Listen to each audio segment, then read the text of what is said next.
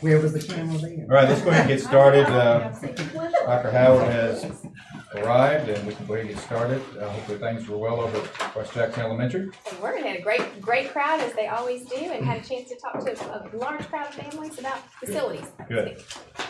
Well, it is December.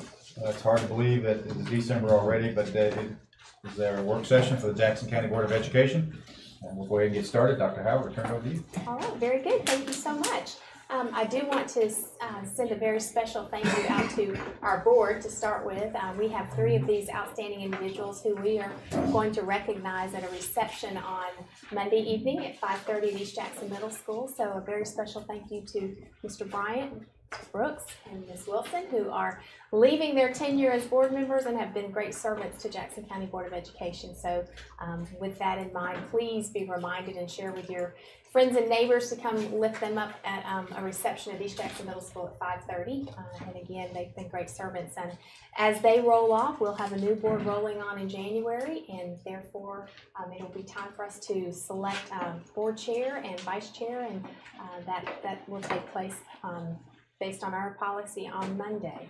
And I wanted to also make you aware that Amanda and I have worked together, primarily Amanda, because she's a mastermind, that we have provided for you the recommended dates for the upcoming year, 2019, so that you can see the 1920 school year dates for our board meetings. With your blessing, unless something is recommended to change, we'll continue to have our work sessions here and then have our board meetings at the schools, so that we continue that opportunity to connect with our communities and families when we're there. So you have those dates before you. And I just wanted to send a very special shout out to East Jackson High School. If you didn't know this, the chorus right now is in Honolulu, Hawaii, and sang for Pearl Harbor Day, and they're amazing. If you don't already know that, they absolutely are amazing. So glad they're having safe travels. They're having an amazing experience, and they are representing Jackson County Schools very proudly. So I saw them on Facebook last night. You did, Mr. Brooks. Yeah, we listened to them. Yeah, it's really exciting. This is the first time our board hasn't gone to GSBA, and East Jackson High School was at GSBA today, a small group, and so we didn't get to see them. But in the same vein, I just wanted to make you aware that Mr. Gisasola has asked early for us to consider, and I'll bring this back to you, but they have an opportunity to go, the East Jackson High School band has an opportunity to go to Normandy in June. I know. 2020, so it would be summer after next. So I'll share this with you. I'll make copies. I think it's an amazing opportunity for those kids to go to Normandy, and they were one of very few invited. So it's a big trip though, and it's going to cost some money, and so they're going to start on some fundraisers, and I wanted you to have a chance to look at this and be aware of it. Both of our high schools are doing outstanding work. I'm sure they'll look at insurance and coverings and all of that. Most definitely, yes. There's quite a package, and that's why I wanted you to. I just wanted to, if you hear conversations about it, I wanted you to be aware that it's in the works. So, and then we did quite a bit of work and have made an effort to give our community a 2-year calendar. So we have before you a 2-year calendar. I do want to point out something that we've referenced, and I want to make sure we have your blessings on this before we move forward. But our elementary schools are absolutely committed to meeting with every parent to make sure that there's communication, and that was a part of our strategic plan, as you know, is to make sure that we're partnering with our families. And Mr. Bryan, I think you were one who said, we need to really make sure that's flexible and even take advantage of opportunities like Skype or, GoToMeeting when parents can't make it. And I think we're getting better at that. But they have asked for 2 early release days, one in the fall and one in the spring. So right now, honestly, our elementary teachers the whole month of October are staying most days until 7 or so just to be able to meet with every parent, and that's a lot to ask. And we think that they deserve to have some time to be able to work on that. So October 23rd and May 25th in the first calendar, and then October 29th and March 31st in the 21 calendar. Those are preliminarily marked, and with your blessing, then we will, before we publish it, we will mark those on here as definite early release days, but we wanted to bring that back to you. Lots of good feedback on the calendar, and we feel good about this calendar recommendation. So if you have any concerns, if you'll let me know before Monday, that we can adjust, because we'd like to recommend it and get it out there for families to be able to give us, to plan. That's what they asked for. So I'm going to save some of the glory for Mr. Nicholson and Mr. Schultz. We had, rolling right into leadership and performance, we had a great day today, and there's never enough opportunity to thank folks for the partnerships. But Mr. Nicholson, I'll turn it over to you, and you and Todd talk a little bit about what happened today, and then what you all did on Tuesday and our plans going forward. Well, certainly, today was a pretty big day, and I didn't get to be a part of that particular part of it, but the entire teaching and learning team has worked with our business and industry folks to continue to support and collaborate on the Empower College and Career grant, and we went down to Technical College System of Georgia today. Mr. Schultz, what did we discover today? Well, we have $3.1 million coming to Jackson County Schools. So that's a great, there's been a lot of work on this. The number of people in our community and the businesses and industries that's really rallied behind us. This is truly a community event. So I'm very proud of everybody, and our board that we have for Empower is very excited about getting going and digging their heels in. That's definitely getting dirty, but looking forward to it. It's going to be a great opportunity for our students. Sure is. Sure is. So to get to this point, Dr. Howard refers to it, this has been about a 5-year conversation that we've had, and it really is a model of the school system and business and industries collaborating on a common vision, and I think that's why we were rewarded, because, and just for the record, we did have the highest scored application ever, I believe, definitely this year as well, so it really does reflect just a great deal of work, but the work is not over. Actually, it's just beginning. So when they were coming the first time to give us the feedback, and ooh, that's a perfect score, that's a perfect score, Dr. Howard and I looked at each other and said, we're going to have to do all these things now. And so we do want to, of course, but there will be, we will have to make a concerted effort. We've already started this, as Dr. Howard mentioned. A lot of this has been the steering committee, now the board, and some folks from teaching and learning, but we have expanded out. We've got teachers, we've involved principals, but this past Tuesday we took teacher leaders, and a few administrators to the CEC, which is it's the oldest college and career center in the state, and then we also went to Think Academy in LaGrange. And this was the first time we were able to bring some teachers on our trips, and we're not trying to replicate what already exists, but it's useful to be able to see a model. And so we have begun to coalesce a design team, because if you think about this, now we've got to think about programs and where the programs are located, and which programs are we going to locate at central locations based on the facilities and the equipment needs. So something like mechatronics, as we've talked about as an example, that it's a very expensive lab. That makes sense that would be at the College and Career Center.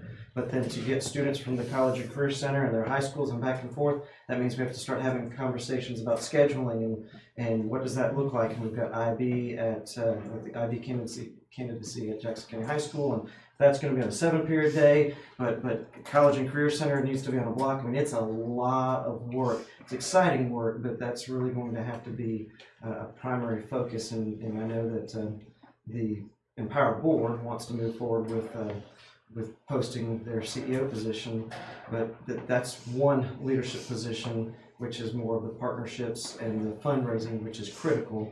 But we're going to have to also work very closely with our design team as well as our high school leaders right now to begin to develop what that can look like, because it's now a reality.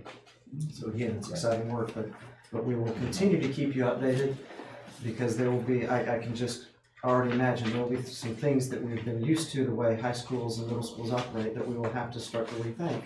And it's all for the benefit of our students, but we just don't want to catch anybody off guard when we encounter some of those changes. So, and if you're watching and you're really passionate about this, email me, because we want teacher voices, we want community voices. This really is not a Jackson County alone initiative. So it's very, very exciting. So, and I would add, just as a reminder, that the College and Career Academy we are the fiscal agent for that, but we have partnership with Commerce City, Foothills, Lanier Tech, University of North Georgia, and we just received a memorandum of understanding with Athens Tech for any program that that Lanier Tech doesn't offer. So, for example, poultry science is not a program at Lanier Tech, but we have many kids at both of our high schools and several programs that are poultry science interested, and that's already articulated through University of Georgia. So we have that partnership with Athens Tech as well. So it's just gonna exponentially expand the numbers of opportunities that our students have. And so they are asking that we have the CEO job description. I didn't see that, so we probably need to make sure that's in our, we wanna get the CEO job description. I thought we had it in the packet. I didn't see it. It may just not be in mine. But we would like for the board to consider approving the CEO position. Did you all? We'll give it. Okay, we'll definitely get it. And we can talk about that during the.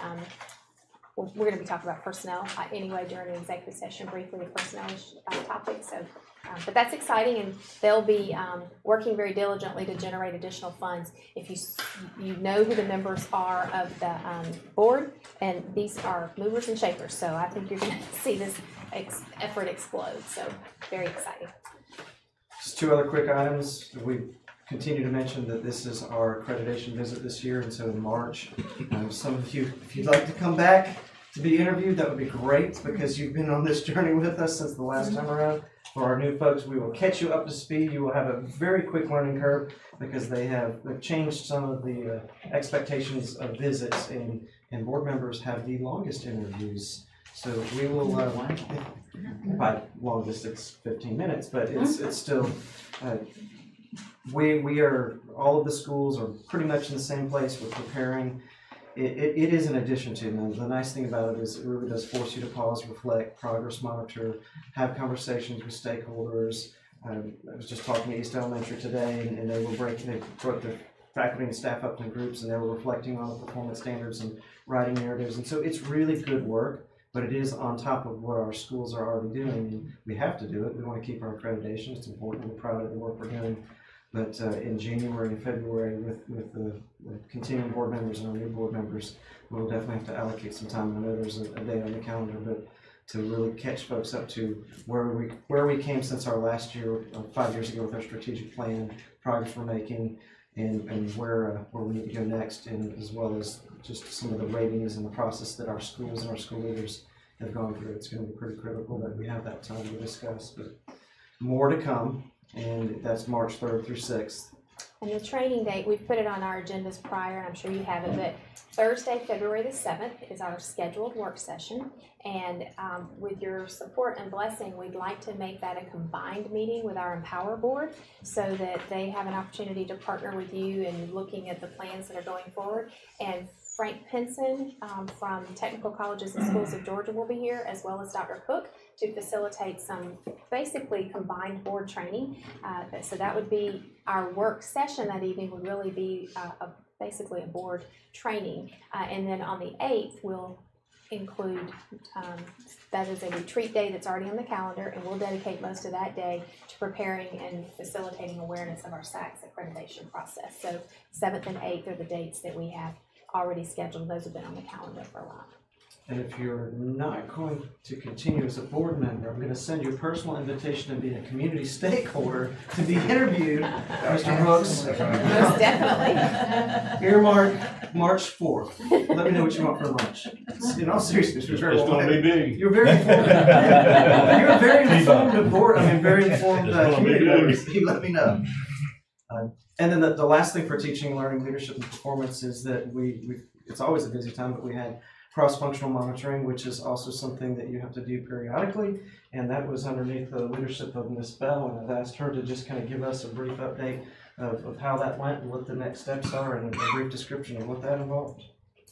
Well, the cross-functional monitoring happened on Tuesday, December 4th.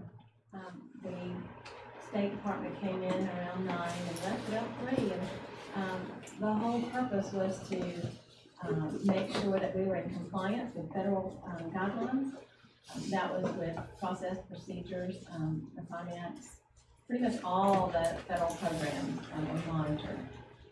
So we're awaiting their feedback, should be in about 30 days. It went well. It's a monstrosity of a process, it really is. Linda and many people worked really hard to execute that day, and it was one of those things that comes around every 3 to 5 years, depending, and it's quite a bit of heavy lifting. But thank you to everybody who worked to prepare for that, and will continue to work to prepare for that. All right, Dr. Blankenship. Okay. Good evening.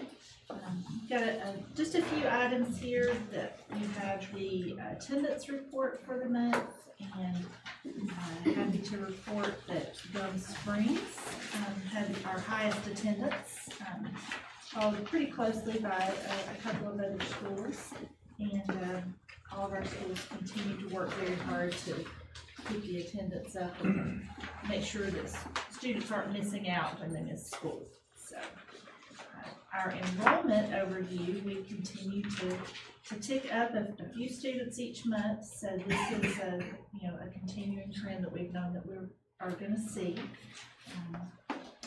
Most of our, it's pretty spread out across the schools. So I think I'm going to say that Gum Springs had the most students enroll over the course of the last month. So they had about 7 students. And from the beginning of the year, West Middle has really They really had 63 students. Yeah, I mean, so we haven't added any positions We there, have but not that's added any positions there. 60 kids is a good number. Yeah.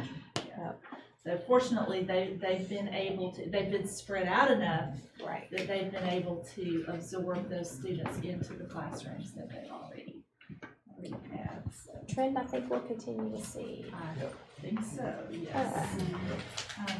And then as Dr. Howard said, we'll have some personnel conversations during executive session.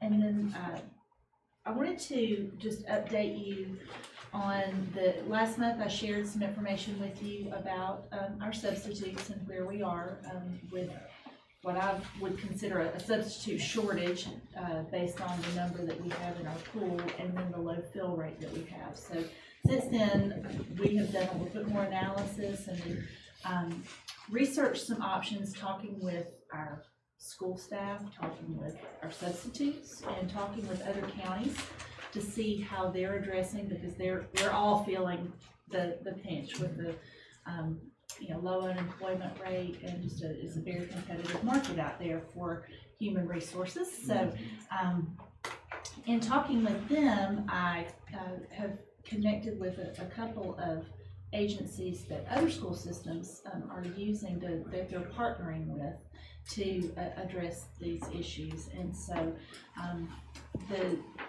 the great thing about what I'm hearing is that there are some cost neutral solutions out there that will allow us to reduce the administrative burden on our bookkeepers and front office staff while maintaining control over who we have in our classrooms. And also providing our substitutes with some things that they have told us they would like, things that would make it even more attractive to work in Jackson County, like being able to work up to 40 hours a week, which they currently can't do. There's a cap at 30 hours on the number of hours that they can work due to ACA regulations. Being able to get paid weekly is another big benefit for substitutes. And then also access to benefits. So those are some things that these agencies that we could partner with would, the benefits that they would bring to our substitutes, and it really makes it attractive on the school side as well, because of the level of control that we're able to maintain over the individuals that are coming in to have the opportunity to work with our students. So I would love to talk with you all more about that. I would like to be able to move forward and explore those options a little bit more. and get some really solid information that we could potentially bring back to you over the next month or two. The last thing that I have is the Teacher of the Year recognition. It's going to be January 14th, and so we're looking forward to celebrating all of our Teachers of the Year, and especially our Assistant Teacher of the Year too. And that state application is submitted as of tomorrow, right? And so Absolutely. we likely have a state competitor. Our teachers are always competitive, and this one I think is Well, we think he's exceptionally probably competitive. state teacher of the He's year, already, but yeah. in our minds, he is. For sure. Absolutely. All right. Anna, how about it? You get to I know. share some really I don't good get news. to share because everybody already looked at it. I'm so excited. I don't That get is to the first share. thing we look It's for. no surprise. I know, I should have just kept it and then, Pass it out. yeah, big Drum roll. confetti and stuff. So yeah, if you wanna look at the SPOS report first, you can see that this month was over $736,000, and that is the most ever. Since SPOS has been approved by the voters. I went back to January of '99, and the next closest amount was about $685,000, which we received in November of '06 before the recession hit. So it's a great thing to see, and that didn't include the holiday shopping time. So I can't wait to see the income from November and December. The retail expansion at the Brazelton exit, I think, is Yeah, really, it is really helping. really helping us. And of course, our fund balance and our normal financials still are in great shape. We are trending right where we should be for expenditures. We're at 42% of the year, and we've spent exactly 42% of our budgeted amount. So we're right in line, which means that we should absolutely hold steady with our $11 million ending fund balance. Highest November fund balance we've ever had, or in the past decade at least. Yes, Mr. Johnson and I were talking before the meeting and noting how 2 years ago it was almost the exact same amount but negative. Mhm. So it's a 12 to 17 was all negative. Nice trend. yes. For everybody. Yes, sir. Yes, Yeah, sir. for everybody. Very good. You'll also notice, yes, outstanding job, and continues to be. And our strategies have continued to help us, and of course, our schools are continuing Everybody to working together. conserving. I think that while it's always painful to go through what we went through from 2013 to 2017, everybody reprioritized and made sure that how they were choosing to spend money was an absolute necessity, and it tightened us up. And I think that That's more efficient. pattern is making us better. That's correct. So what you have before you is a draft of the bond resolution that we would like for you to read carefully and consider for recommending approval on Monday evening.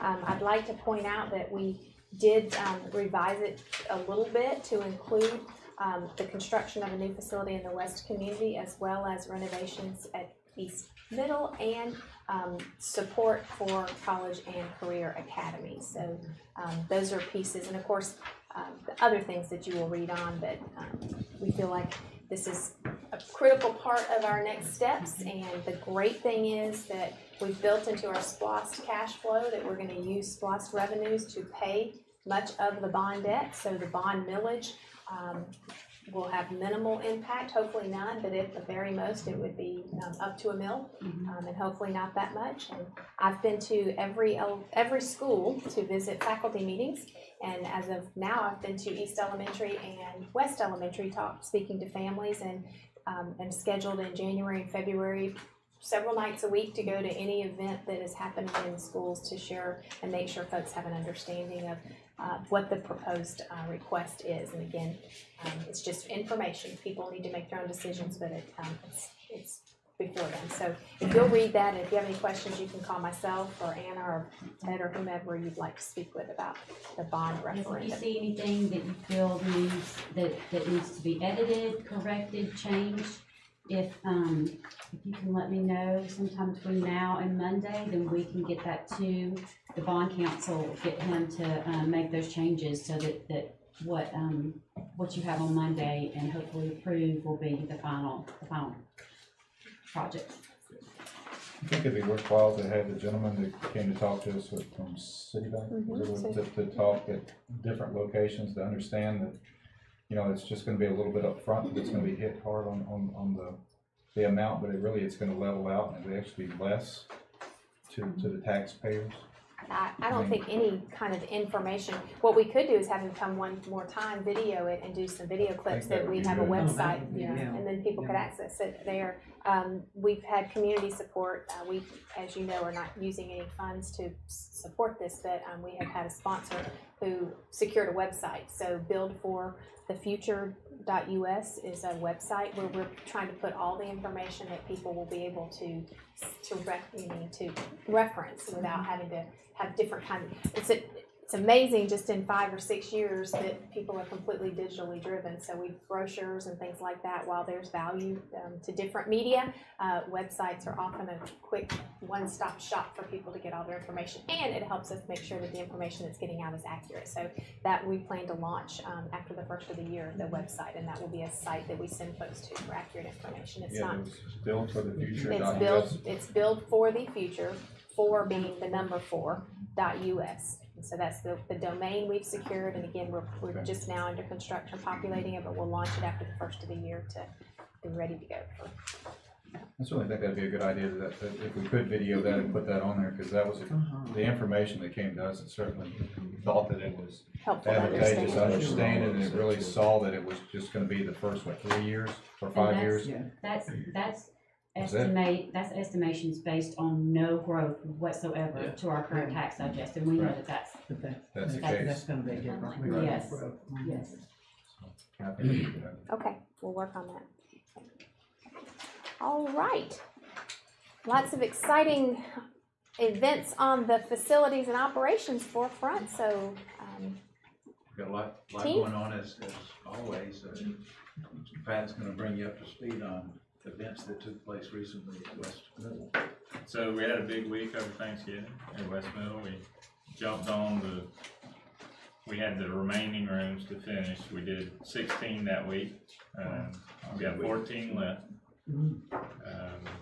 Then the plan is to get those over Christmas break, and everybody will have a freshly painted, new carpeted room. We'll have some cabinetry things to finish up, but it's going very well, and we're able to get that done ahead, I think, of our original time schedule, so it's going good. Well, I won't be here in January to thank you as far as that, but as far as that was a promise that both you and Ted made, as far as to get that done by the end of the year, and that's certainly appreciative. If you haven't been there, you need to go look at it. It's phenomenal. The new cafeteria tables came in today, and so it really looks great. It'll make it look twice as big. Oh, it does. Yeah. It does. Stop that by, see it with the new tables, and it really looks great. So we're excited about that one. As Mr. Nicholson mentioned, a number of us were able to go on this trip to Career Academies. I was one of those, and it was an impressive day and challenging, and just made your mind spin a little bit trying to process all the information. But we've got a large project ahead of us, and congrats to everybody who brought that on board, and we'll try and do our part. On the new high school, just a couple things I'll tell you is the check set was submitted by Southern A&E to Georgia Department of Education. That's about 65% set drawings. We, of course, had the site bids that came in. Recently, we were able yesterday in a long session with our full team to work on value engineering, and we really, I think, accomplished a lot, not in terms of scope reduction. That oftentimes is what value engineering is you just don't do as much. But we were able to do a lot of really good changes that aren't going to impact what we provide, just doing it a little bit different way. So that was good, about a $750,000 drop there. For the overall project, we're in budget, our projected goal, we're pretty close to that. And then last, we'll be bringing a recommendation for materials testing and inspections to you for Monday's board meeting, and that would be soil testing, concrete testing, structural steel testing and such for that high school. We'll go ahead and bring that to you. We're moving forward, so that'll be, we went through a great process on it. Everybody contributed, so that's where we are. And Mr. Farmer, you're gonna tell them about a lot of buses that Absolutely. clogging And our a highways. big week, and a big week. I think you had about 500 or 600 at some point. Yeah. Just seen that, the last couple of days, but, we started state bus inspection on Monday. And, we hope tomorrow to wrap that up, but, we've had a great week. We've had a few red flags, but we've gotten those back up and rolling. We still have some that are gonna take a little time, but, nothing that we can't handle. I am very pleased to announce that, we have had a sea of new buses come in this week. It seems like they just all decided to come in at one time. In fact, I just got a text and we got another one that just rolled in, so I'll go out and take care of it in a minute. But, it's been great, and, we set up inspection this year and had a great boost and thrust of people come in helping us. I give appreciation to Miss Anita Sears, who is our trainer supervisor that spearheaded this. She has done an excellent job this week. It takes I told them in our meeting we had, it takes a village to make a community, and they have definitely formed that. And it's 25 degrees, I believe it was this morning, 26, somewhere around there. And these guys are out 7:45, 8 o'clock getting buses lined up, ready to roll, and waiting on the inspectors. So it has been wonderful. I know it's been tight with space, but we made it work, and we're excited about that. On top of the bus state inspection, we've also had an EPD inspection. So that went very well. In fact, we had compliance, but we had no problems or non-compliance issues with our tanks and our paperwork on the other side. Here again, I'll give kudos to Ms. Reynolds, who takes care of the paperwork side of that and keeping up with it. And I greatly appreciate the job that she did. We sat down with the inspector on Tuesday, and they do a written inspection and then they do an outside visual inspection. So both went well. In fact, on the state report, they said good job. So everything went well with that. But it's been quite I won't say overwhelming, but humbling to see so many buses roll in at one time. When you have 10 and they're all in a line, that's a sea of buses, is what I call it. But the radios and cameras, they're being put in this week also. They've been doing that a little long as they've come in. We're really pushing this week. We do have some that are on the road, and I'm proud to report that they're doing very well. The drivers are very appreciative. We did use the air conditioning, I believe it was Monday. Two drivers used it Monday, and the children asked if they could turn it down because it was cold. There you go. But, It'll be the last time for a few Yeah, days. it'll be the last It'll be there for a couple of days. The heaters work very well too. But, I'm very appreciative of the board, Dr. Howard, and everybody, our community, for seeing a need when it came to not only our drivers but to our buses. So I want to say thank you on behalf of the Transportation Department for everything that you've done. And it's just showing, we're seeing that. We're seeing that standard of excellence being raised each day, and I greatly appreciate that. One thing that we do face, and if you notice on your board minutes, we do have one driver that we've recommended. We are seeing, and something that is a bit of concern, we are seeing that the competitiveness of what we're doing in our transportation department is increasing. And when I say that, we've done a lot for the drivers, and that is greatly appreciated. And it has really reflected on our attendance. But in saying that, now that we've got, and I speak to my two supervisors And your mechanics. and my mechanics too, they have raised the bar, and other counties are noticing and getting up and paying attention.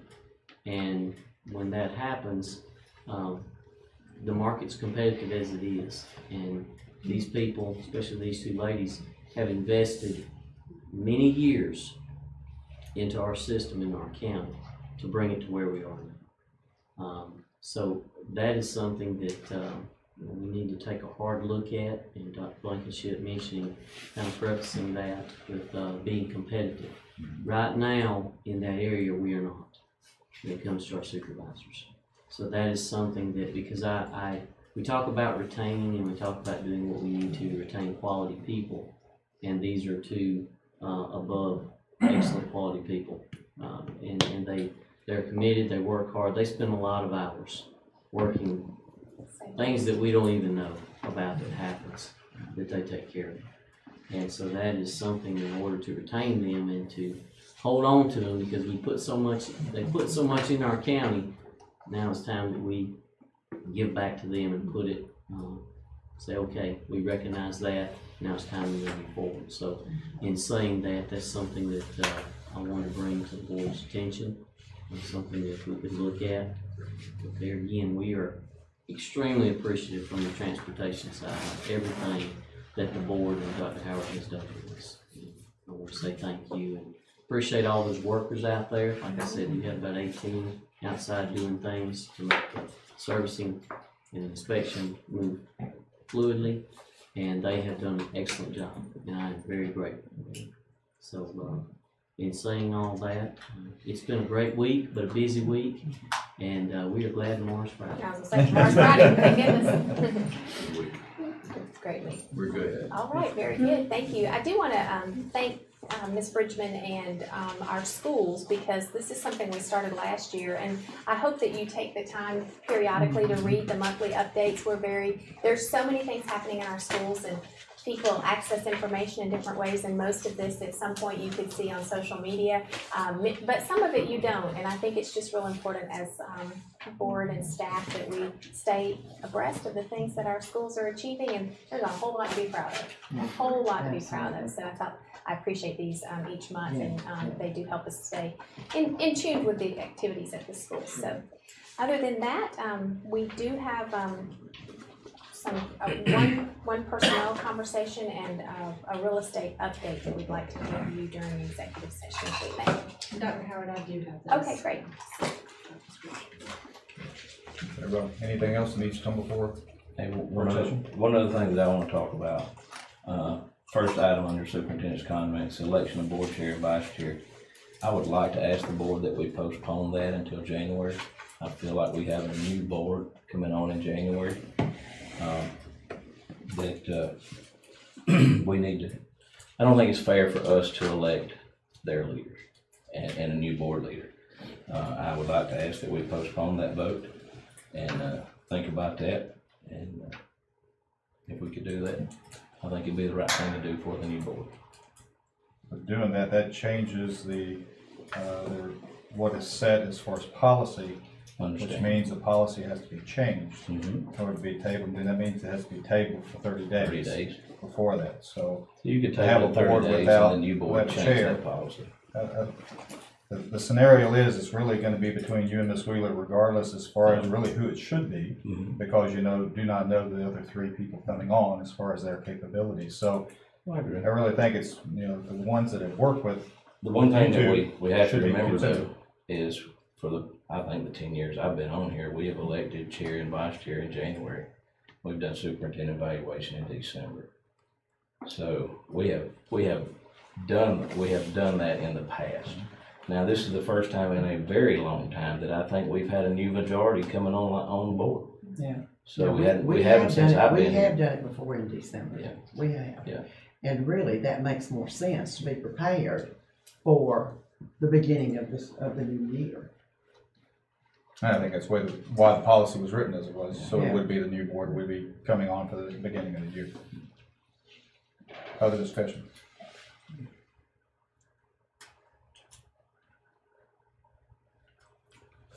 It is the board's policy, so it's not something I weigh in. It is a board policy. I did call Brian Smith to confirm on behalf of the board. You can go on Assembly and reference all other counties and see it's split. There's actually probably about the same number who have policy that vote in January for the same reasons that Mr. Cronick is bringing forward, and the same number that vote in December for the same. So I mean, it depends on the approach that you take. So I don't know that, from a policy point of view, that there's a right or wrong, but in terms of what our policy says now, it does say by December 31st. I'm not sure what it would change, Michael, as far as the decision was made a couple of years ago that we would go for a 2-year term as far as the chairman, and the vice chair would follow into suit. For the chair, the 2 remaining people that will be on the board will be you and Ms. Wheeler. So the other 3 incumbent people do not know the capabilities of either of you 2, other than just your names. So I would say the people that need to vote are the people that you've worked with the last 8 years. My thoughts.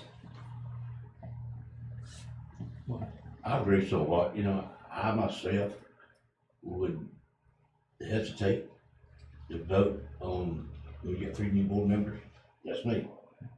Like I said, I've got 1 more meeting, I'm out of here. I'm gone, I'm history. I'm gone with the wind. But I mean, but if I was staying, I would rather vote, elect president than you would. That's me. That's my opinion. So keep it as status quo. Yeah. I mean, I think it makes more sense. That's me. I agree. I think we should take care of it in December, so we're gonna be prepared for the new year. It's just like this. You two folks here. I mean, you've been here. You know the ropes somewhat. I'm not saying the other 3 folks. I think the obstacle course changes every month. Well, you get 20 years old and get gray and go one ball too, it will change. But I mean, I'd rather go with some present folks than I would. And that's just. Well, as normal, I do see both sides, both perspectives. But I do tend to lean that perhaps the current, it is, I think things would be more smooth going into the year with the chair and vice chair already decided. And then, however, I would like to see the 2-year rotation to be something that is formalized. I think it's just been something verbally, but I would like to, we need to put that in policy. Okay. To see, because I think that, I think you can never go wrong with getting fresh perspective and just a natural rotation. I think that can be a healthy thing for a board. Great. So if you can talk to Brian about that, if everybody's in agreement with that, Yeah. and we'll leave the policy as stands. I think it's good.